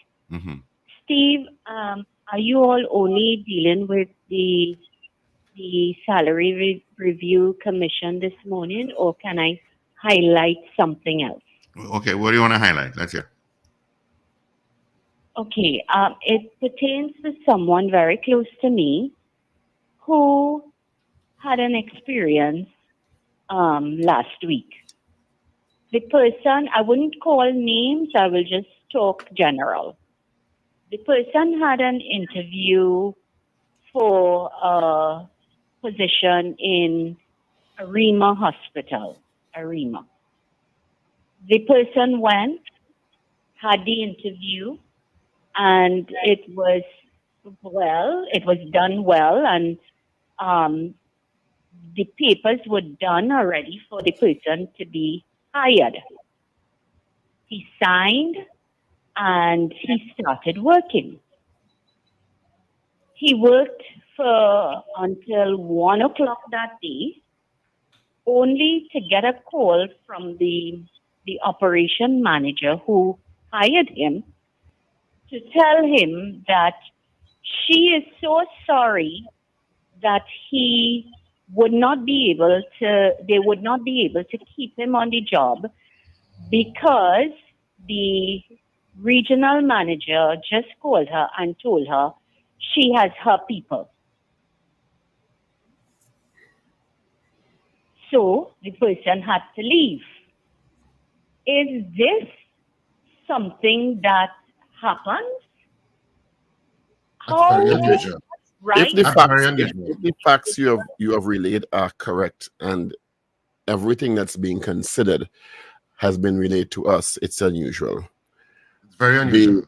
Once the person has signed a contract with terms and conditions that both parties have agreed to, and the person has started work, I don't know that any area supervisor, any CEO could come and tell you that your position is now null and void unless a discrepancy has been identified in the documents the person supplied as their qualifications and their experience. You understand? And in which case they would have to document that and say your position is now rescinded based on X, Y, and Z. They can't tell you you're not working anymore. They have to document that. So if I were that person, I would continue turning up on the job every day and let them send you home. Paul, with all due respect for you and the guys there, that is what they did. And this person was so hurt and humiliated about this experience. Now, he didn't leave it there. He wrote to the chairman of the corporation, and he got an answer the same day telling him this is unethical and he's going to look into it. And that's why I told you my advice is the person should turn up to work every day and let them send him home and document the time he turns up to work and the time and what they said. Because he's clearly going to have to build a case to challenge this decision by the organization. Well, the chairman telling him that he's looking into it may not really hold water because that person told him that on the phone. No, or did he write him and tell him that? It's almost 3 weeks now, and nobody has contacted him. Well, that's right. Did the person tell him it's unethical in document or on the phone? Pardon? Did the person document to him that they found this was unethical, or did they tell him that on the phone? They wrote an email. He wrote, the person wrote the chairman on email, and he replied by email. Right. So he's going to have that as a document, as evidence. I would, if I were him, well, that's 3 weeks now. I would turn up every day. 3 weeks. Yeah. Get legal advice. Tell him go to a lawyer. Okay, I will. Let the lawyer send a formal letter. Let the lawyer send a formal letter querying it and indicating that they're going to take it to court. But I even wrote to Mr. Dialsingh and nothing happened. Mr. Dialsingh can't get involved in that, my dear. Okay, but all right. He needs to write a lawyer to write a letter to ask for documentation as to why the person's services were terminated, although they have everything, including a signed contract, they fulfill the requirements and they started work, and let it go to court, whether it is the industrial court or civil court or whatever it is, or both. If it's industrial court, you'll have to go to a union. But if it is a civil remedy he's looking for, in terms of a contractual, all right, thank you. Contractual. Thank you so much for this advice. All right. I really appreciate it. All right, dearie. Thank you. That can't, so that's not unethical. No, that's unethical. It sounds illegal to me. Not only that, it's highly incompetent. Yeah. That you would hire somebody, give them a contract, that they work their first day, and then call them back and say, sorry, we can't hire you. We somebody else have their own people for the job. Yeah, that just reeks of unprofessionalism. It's not unthinkable in this country. Not unthinkable. Say that again. Reeks of unprofessionalism. Yeah. Good morning, caller. Lots of calls. Good morning, Steve. Morning. Good morning, Dr. Paul, and good morning to Richard. Good morning, my dear. That last caller that's the norm in some places. It's just that she highlighted it, and I'm glad she did. So you see how things go in this country. I can give you an example right now. But Paul, that happening every day as we see those things happen. I tell you my personal experience. Get involved. He shouldn't get involved, but we know some of them do it. He shouldn't. The minister shouldn't get involved. Yeah, we know that. We know they shouldn't, but behind the scenes, what goes on. Anyway, SRC today, to tell you the truth, besides they giving an explanation to the public, after that is done, I think they should say, see this, my integrity has been compromised. I don't want to be part of this again. Because I don't know who are the members of this review, of this commission, but I am certain they are supposed to be persons of the highest esteem in regard to what they do. And if they could make errors and have the chief justice mention these types of additives about what they did, I figured the chief justice, and they didn't get raises, so I guess that was part of it. So for them to do that, that's just so bad on my part. I would not want to be a part of this anymore. Because I don't see the Salary Review Commission normally will explain what they do. This might be a first time. As all the other commissions like to just talk and don't give an explanation for nothing as if they are just alone themselves. So I'm happy. I'm happy it happened, but I'm happy they have to give a fresh report, which 2 months is not sufficient as far as I see. It took so long in the first place, and only have 2 months to do this. Yeah, I think the 2 months might be too short a time, quite frankly, but we'll see how it goes. Yeah, and then from when I was reading it, there are so many people they cover. When they will finish this thing, and then some of the things that I read, example, the mayor of Port of Spain getting an increase, imagine an increase of what, some dollars, not even $100. How do you measure these things? They need to explain to people because the president supposed to get the highest paid person, I believe, because that's the first position, you know what I mean? And not the prime minister, and that didn't happen. And then the other members of the councillors, I thought they said this 4-year term for councillors would have shown an increase in their salaries, but that hasn't changed. So what, people want there for 4 years to get $5,000? Some of them resigned their jobs and all because they promised something, Not this. I'm not in agreement that the president has to get a salary higher than the prime minister, but that has been what has taken place in convention. So if that's going to be changed, there needs to be a reason given why that is being changed. Yeah, I agree now. Yeah, I agree with what you're saying. Yeah, but you understand? The president is the highest. So it may be justifiable that there's a change, but that has not been what has happened before. Nobody said anything. Yeah. So anyway, so they're supposed to submit their resignation after they send in the report, which I'm sure is not going to be in 2 months. But if they have a palpable resignation, a palpable reason, Yeah. If they have an acceptable reason and they could justify why these things are out of some methodology, fine. But you can't. It's when you have these radical changes in convention, you have to justify it. Nobody gonna accept that just so. Let me see that justification. Because you say so. Have a wonderful day. Have a wonderful day, everybody. All right, thank you. I see TAT has written to all media houses, radio stations in particular. Yeah, one second, caller. TAT has written to all radio stations. We got letters day before yesterday instructing broadcasters that they should refrain from playing music with violent lyrics and aggressive lyrics, which is fine in principle. Why now? Because the prime minister make a comment. You understand?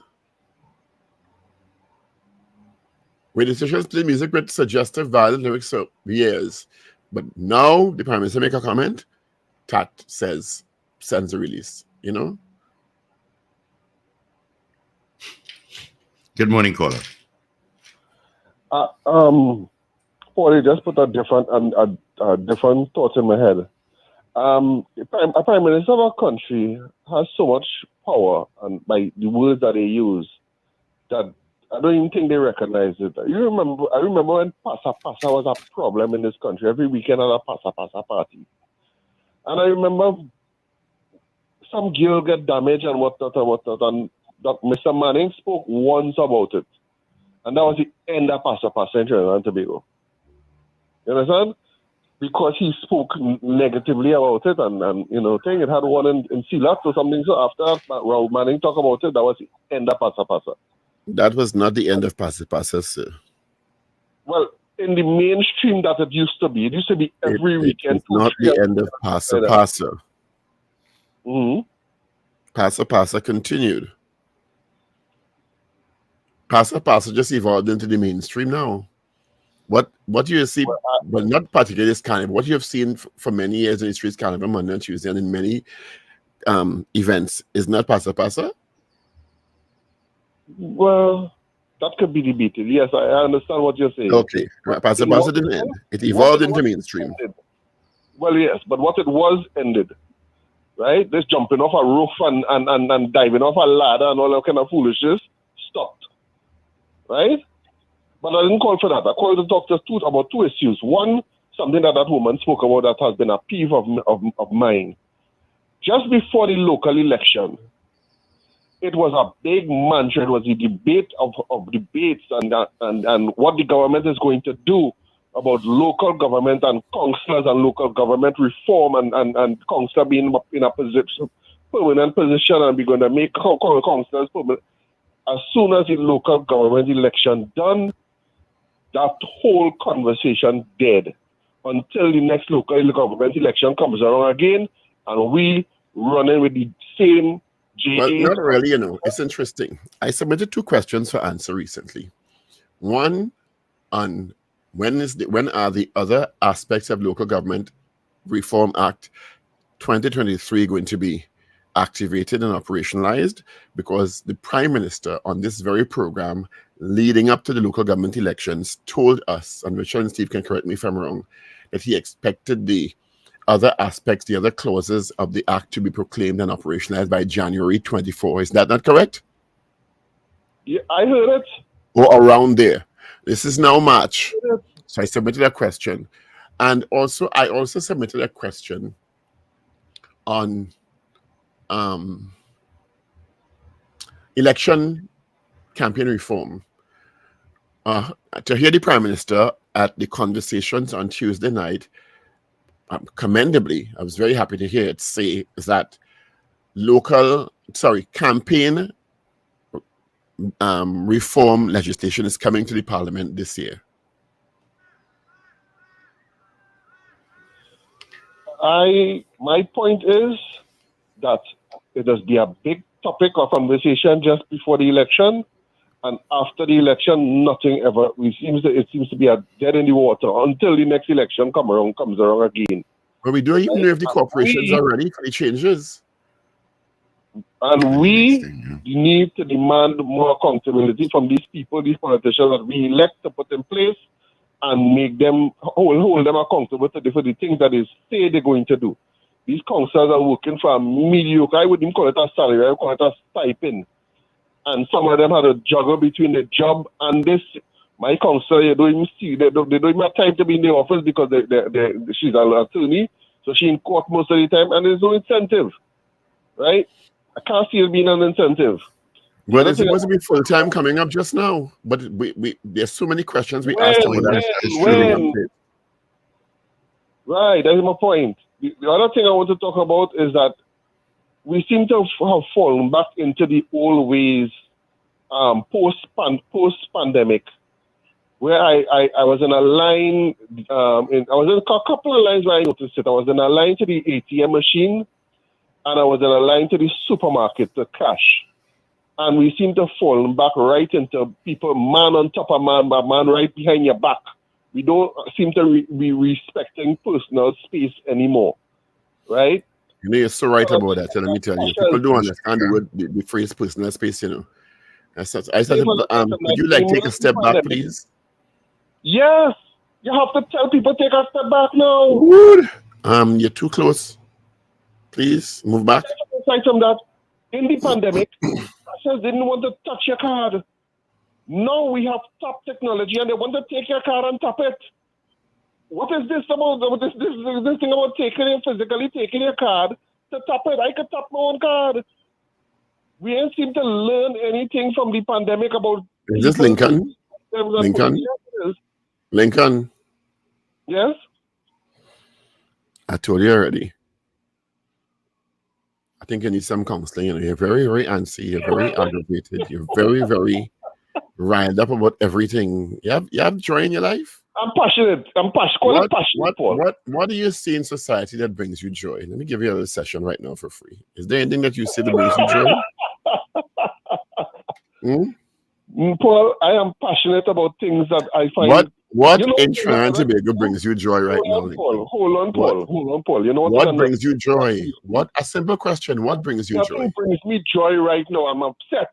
Nothing brings you joy? In your whole life, 24 hours a day, 7 days a week, you have nothing that brings you joy? Well, I'm traveling for Saturday, so that brings me joy. Not a wife, not a child, not a pet, nothing brings you joy. I'm traveling not Saturday, a double. that brings me joy. Food doesn't bring you joy. Your wife, your woman, your child, none of that brings you joy? Doubles is nice. Wow. Right? I see the problem here, you know. The problem is very evident. We had a minister who came and spoke. Lincoln, can I ask you a question? Yes, Paul. Do you have a significant other? Not at the moment. Oh!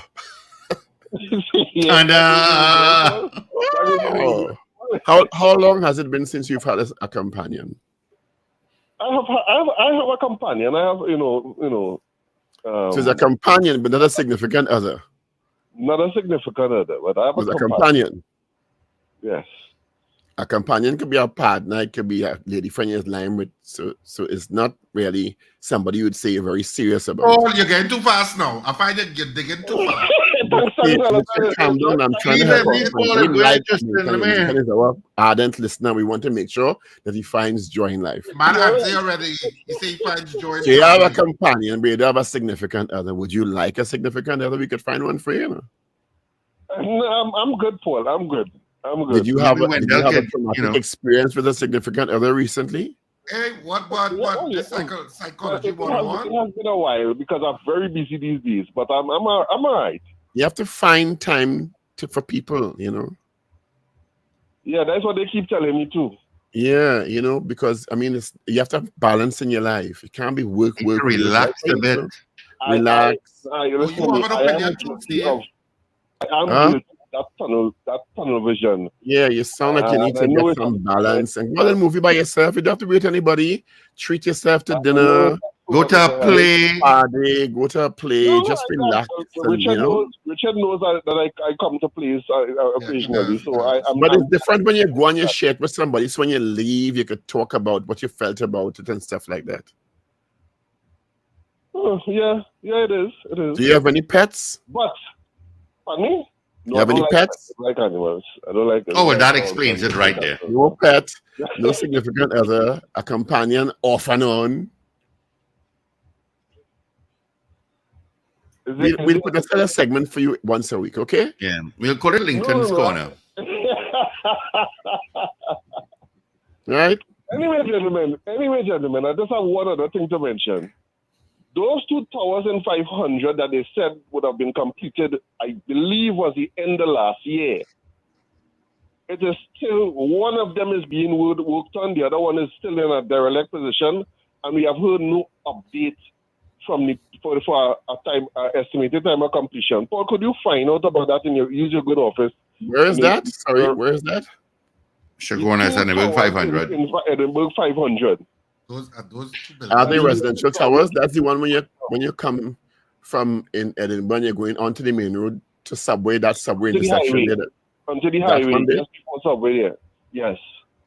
Oh, okay. Yeah, those have been there for a while. But the good thing about it, I've seen, because they were something like those in Valsign, and they've almost completed now in terms of ready for people to occupy them. So maybe there's a schedule involved in rehabilitating those. The minister said it would have been finished at the end of last year, I believe.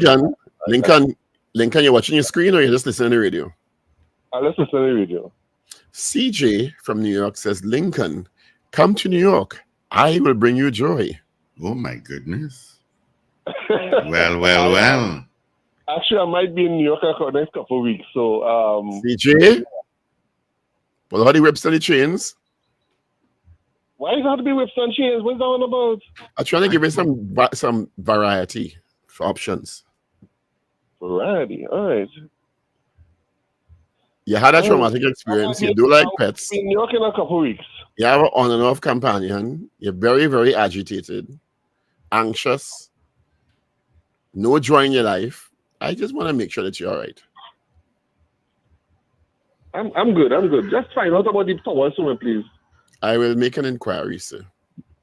Thank you very much. I want to thank you for being so candid this morning. And I want to let you know that it's going to be all right. It might seem a lot now, but everything's going to be all right. Thank you very much, Paul. I appreciate you. Have a wonderful day. And just breathe and smile and drink water. You're right, Paul. 7:52. Have a good day, Lincoln. So calm you get in the end there? That's true, huh? Good morning. Sometimes people just need to be listening to you. Gentlemen. Oh, God. Good morning. Oh, gosh, fire. Watch now. I cannot tell all of that about Lincoln. Just listening to him. But one thing I feel should have bring Lincoln joy is that Alexander not on the program again. How come that part of his joy? What brings you joy? Turn mic off. Well, I have a lot of things that I pet, you know. You know what brings me joy? I'm asking you, what brings you joy? When you're slipping on the side, though. That brings you joy. That is one of the things. Okay. You have several sources of joy. That's wonderful. Yeah, so You're a joyful soul. That is one of the top joys. Sing out my soul to the Lord. For only He understands. Yeah. I could imagine man living with Lincoln. That can't be possible. Why would you say that? Lincoln alone Why would you say that? I'm sure he has his tender moments. Will deal with me. Because you use one word there which I agree with you with. Antsy. He is antsy, but I mean, we from time to time need some intervention, all of us. Anyhow, let Lincoln deal with me another day. Let me leave here alone. The only person I want to just mention about the Salaries Review Commission.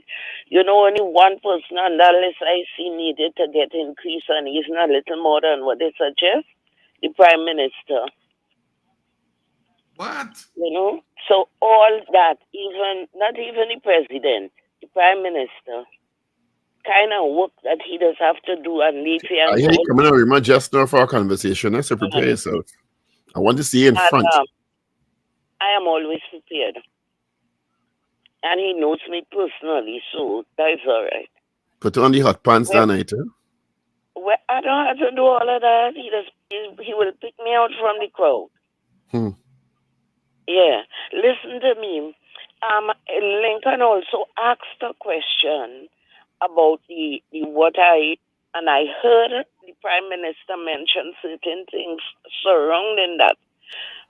He asked about when it's going to come into play, and about the people getting, the local government councillors salaries and the local government coming into real play. I heard the Prime Minister said that is why he is asking people to pay their property tax, because he has explained that is what a lot of all the taxes will be used for. It will be going into the various corporations, and that it will be used in the neighborhood. And he explained what all. So that is what part of, I feel, the reason why it can't come on board full force yet. That can't be the reason, Zina. I'm sorry. If it's law and you want to operationalize law, make sure the corporations are ready for it. Apply the law. Is it all law yet? That's my question. Why haven't the other aspects been proclaimed? Well, I am telling you, I feel that is why maybe it might be a little delay in proclaiming it. That is only Can I my. tell you something, Zena? Yes, my dear. I love to hear you speak. You are so articulate. Your diction is so on point. Did you used to teach or something? My father was a headmaster. I didn't go into teaching. My sister was also a principal. But I know I worked at the Ministry of Education. Your diction is immaculate. And my last few years, I would have spent in the St. Mary's College too, around Father Duvakai and Father Dickenham in the So office. Richard passed through your hands? No, Richard passed through my hands. Richard would be our old grandfather by then. Okay, all right. No. Thank you. Have a wonderful day, Zena. You know who was there when I was there? Who? Gary Griffith? In Form 6, Stuart Young. Okay. He used to come in and... I heard he was a quiet soul at that time. And read the prayer. Pardon me? He was a quiet soul at that time. Who, me? Stuart, Minister Young. Oh, maybe. I was never a quiet soul with Father and them. I know that. I cannot tell you that. There were several crucifixes in there, so. You know, I saw Father Dick recently, actually. Oh, you saw him recently? Yeah, he was at Cecilia's show at Central Bank. Oh, my Lord. I'm sorry. So during intermission, I stood up talking to him, and we could talk. Well, the last time I saw him, he was leaving at the Piaco airport to go away, he told me. But listen, we became friends, you know, because they found me so very up in arms, because you see certain things I didn't want to abide by. And maybe they thought being priest, well, you know, I will cover to certain things, and I didn't. So maybe after that, they love me, man. They want me to leave, even go on vacation leave. So Father Dick. All right, darling. We have to go now. Thank you. You all enjoy. You all enjoy the rest of the day. All right, I would like to invite you all this evening to Center Point Mall. All right, thanks, Zena. Lincoln, enjoy your trip and enjoy yourself. I hope you meet Charmaine. All right. At Center Point Mall this afternoon at 4:30, where the Joint Select Committee Public Services, Social Services and Public Admin is hosting a town hall meeting where we're asking your experiences in the healthcare sector. How are you interfacing with it? Is it working for you? Is the CDAP program working for you? Your issues with cardiological, diabetes, and cancer NCDs. So it's at 4:30. We invite the public to come and be a part of it at Center Point Mall this afternoon. I will be there, hoping to see you all. Have a wonderful day and be safe today. Paul, I sent you a video via email. I saw it. And maybe you could show tomorrow. I found it I very will. interesting to see all those tumbleweeds. It's a little scary, but something maybe you could show. All right. Anyway, so have a fantastic day, people. It is Thursday. The weekend begins tonight at the second after midnight. Of course, reminding you that Love is a Walk is on at Sapa this weekend. And as I said before, some people are saying it's the funniest of all of the plays they have seen. And I'm telling you, the laughter in that play is riotous.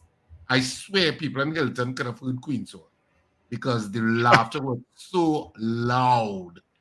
I'm telling you, it is a fantastic play to de-stress, which a lot of people said in the comment section of RSR Productions theater page. So you can look at the comments. I'm not lying. It's a lot of positive comments. Of course, it's on this weekend. Sapa Box Office has tickets, and we also take links now. So at the theater, we now take links. So you can pay for your tickets with your card at Sapa Box Office from 12 noon to 6 p.m. Tickets available at K Squared Fashions, Gulf City, and C3 Center, as well as Friends of Marabella by the Roundabout, and of course at Creme Fresh in Brentwood Mall in Chagonas. You can get your tickets. Get your tickets. It's going to be a fantastic weekend. I can feel it. I mean, you will be so distressed after you come to this play. Trust me on this. You could look at the comments in the RSR Productions theater page and you'll see what I mean. Have a fantastic day, whatever you do. Remember to smile and laugh. It is great for your health. So if you want a healthy weekend, come to the theater.